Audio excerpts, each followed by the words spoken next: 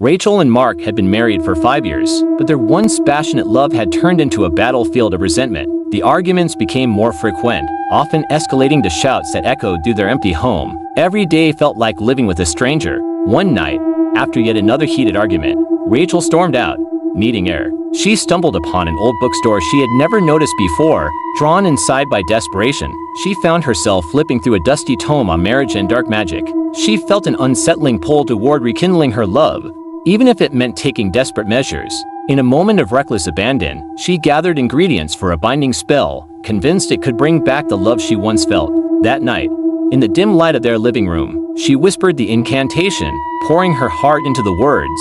As the final syllable left her lips, the air thickened, and an ominous chill swept through the room. The next morning, Mark woke up feeling strangely different. He was unnaturally calm, a smile plastered on his face that didn't reach his eyes. At first, Rachel was relieved. It seemed the spell had worked, but as days passed, she noticed unsettling changes in Mark. He never raised his voice, but he also never smiled genuinely.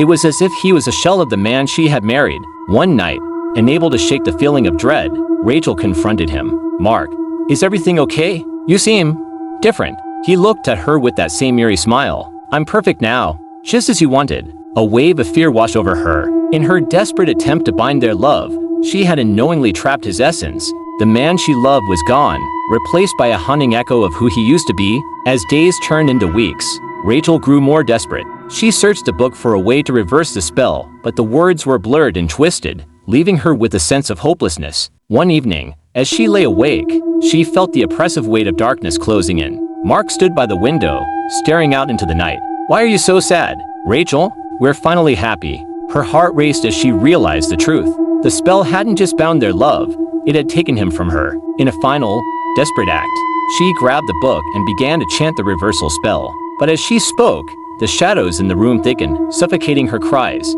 Suddenly, Mark turned to her, his eyes void of warmth. "You shouldn't have tried to change things," he whispered. "Now, we're bound forever." As the shadows closed in, Rachel understood the terrifying reality. She had not saved their marriage. She had damned them both, trapped in a twisted cycle of love and despair, forever haunted by the remnants of what once was.